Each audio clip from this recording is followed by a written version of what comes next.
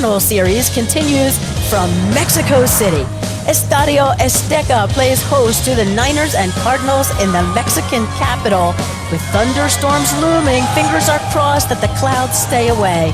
The massive crowd that will pack this legendary stadium treated to a couple of their favorite teams, Niners and Cardinals. Lots to talk about here and around the league from Sunday, starting with breaking news today from Jets head coach Robert Saleh. First, the setup. Round 2 between Zach Wilson's Jets and the Pats, and if you thought the first matchup was ugly offensively, shield your eyes. Wilson completed only 9 of 22 passes for 77 yards and 4 sacks. Their 103 yards of offense was the lowest for any team in a game this year. They gained 2 yards in the second half. 2!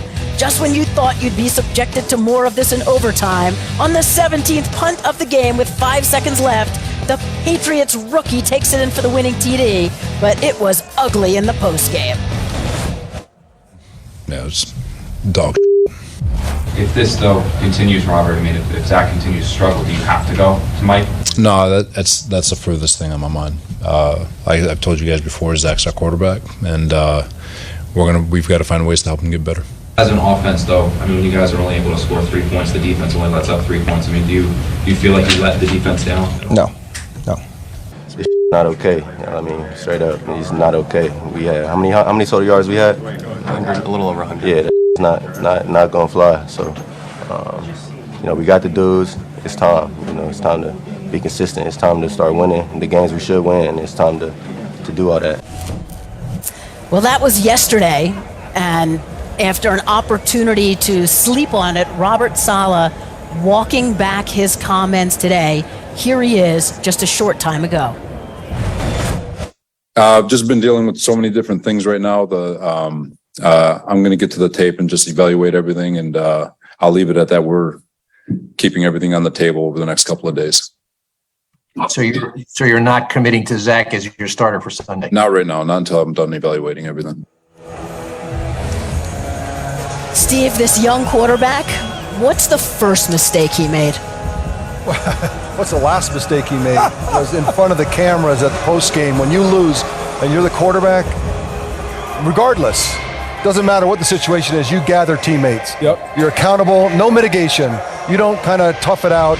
When they give up, your defense gives up 3 points, yes, then you particularly say, hey, look, we let them down. Yeah. Yep. Because you want to get, in the end, he's got to go to the locker room today, and those guys are watching the tape. They see what's going on. They see you on the film. They're like, you don't think that you owe us something? That's not even on the field. But a lot of quarterbacking is gathering teammates, and he didn't do that yesterday. No, he didn't, Steve. And I just look at it this way. For Zach Wilson, he was out there playing like Trash Bandicoot. So when you have 77 yards passing and your offense only puts up 3 points, you didn't just let your defense down. You didn't even pick them up.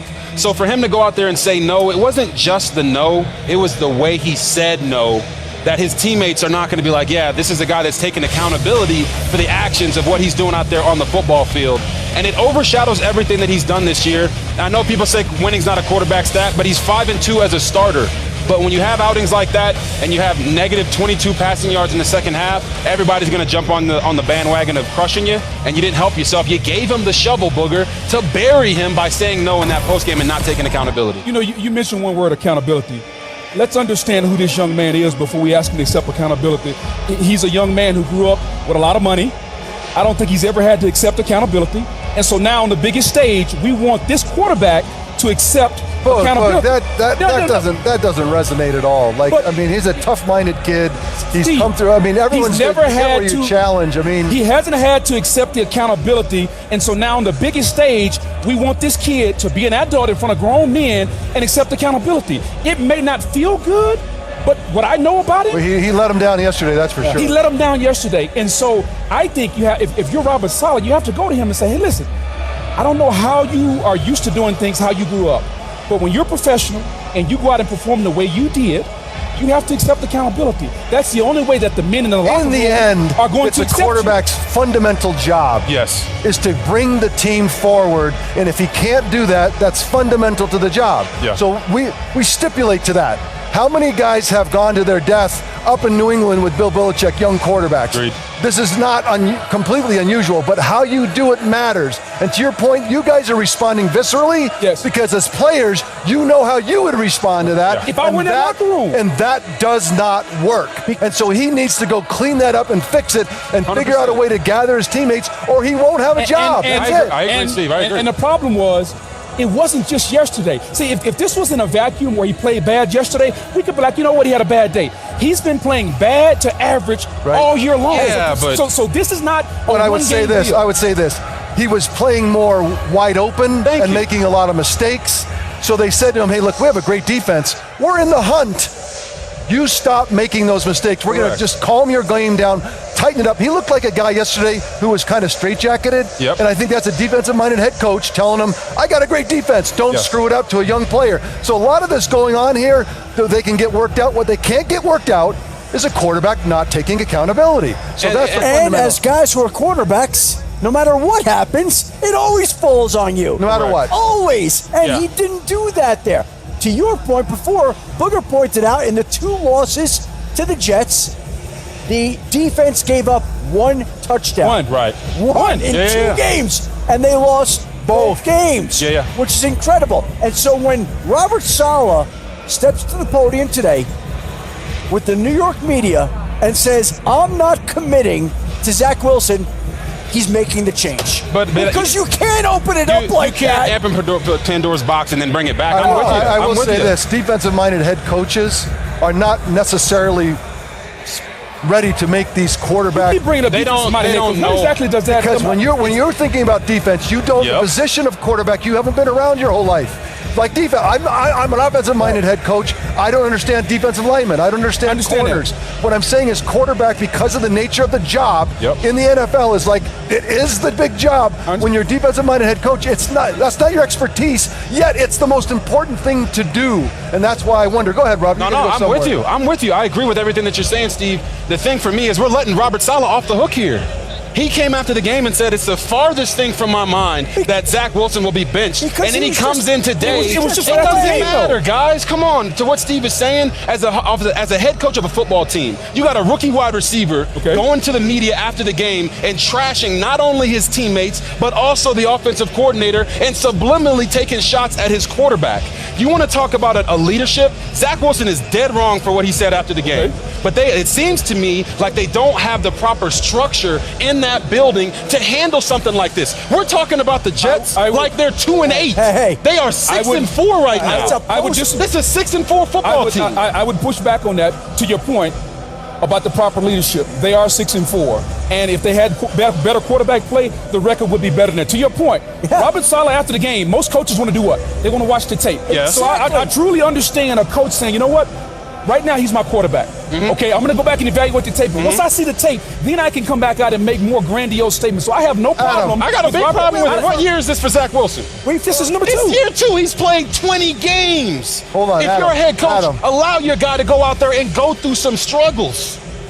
Go through some struggles and come back on the other side of it. But right now, for him to do that, there is no going back to Zach Wilson at this point, especially if they bench him. I get you, but it's hard to tell the other 52 guys, we're playing winning football. The Jets have a top 10 defense, and they have a quarterback that's playing bottom 5. It's hard for the head coach to stand in front of the room and say, man, we're going to win today when the quarterback is playing the way he's playing. So but they're 5-2 with him as the starting quarterback. Robert, you have to. A coach is just doing his job there. It's not.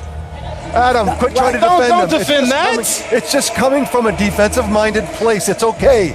It's nothing wrong with it. It's just guys that play. I could never speak defensive lineman to Booger. He'd look at me like, what are you talking about? You don't even know what you're talking about. Have you ever put your hand on the ground in your life? No, I've never put a hand on my ground in my life. What I'm saying is he's not set up to handle this well. I agree. And what the biggest difference, Susie, the biggest difference is, look at Tua Tagovailoa. Look at what he's doing with Mike McDaniels as an offensive-minded head coach versus a guy that we all like, Brian Flores. Flores was telling him, protect the football. Don't put it in harm's way. I hear your point. Mike McDaniels is allowing Tua to go out there and play at a high level because he understands how to manage the quarterback position. It's a great point about the coach looking after the quarterback. But I've been in this league too long, and I've seen Mike Tomlin, Tony Dungy, Bill. I've seen some of the greatest coaches of all time be defensive head coaches. Right. who understand how to manage. Go back and ask Mike T how he dealt with Ben Roethlisberger. Yep. So for us to sit up here and just blame it on Robert Saleh being a defensive I'm just guy, saying, I don't know if you can it's do that. harder to do that. There are unique guys that can handle it and have proven to be better than others. Okay. I'm just saying, by nature, it's difficult. Okay. And what I saw over the last 2 days shows like a quarterback that's not ready to go take the team to the playoffs and a coach that might not be ready to figure out what the right way to go forward is. There are conversations that should have happened, and the Jets have a history of this. Whether you want to go back all the way to Geno Smith, maybe Mark Sanchez, in a sense, Sam Darnold. They all lost the reins of the team, and they all left New York. And Zach Wilson had an opportunity to play smart, protect the football, and keep his job. Conversations weren't had that should have been had. Zach needs to have a conversation immediately with this team to try to get them back on And side. to this point, And we he wouldn't hasn't had even that. be having this conversation if the special teams wouldn't have given up the play they did at the end of the game. And to your point, Susie, all those quarterbacks you listed, I think that's why this is so significant today. Yes. Because you have the former number 2 overall pick. And so now you're saying we may be benching another quarterback, a former 2nd overall pick, and now we'd be moving on from another quarterback. Exactly. It opens up so many wounds. That's does. why it I get feels it. so painful. High draft picks have higher expectations and shorter leashes, and that's just the reality for Zach Wilson right now. That's a good point. All right. How about if we look ahead to... None of us have much emotion about this at all, by the way. It's a good conversation. Let's go. Viva la Boog. Let's go.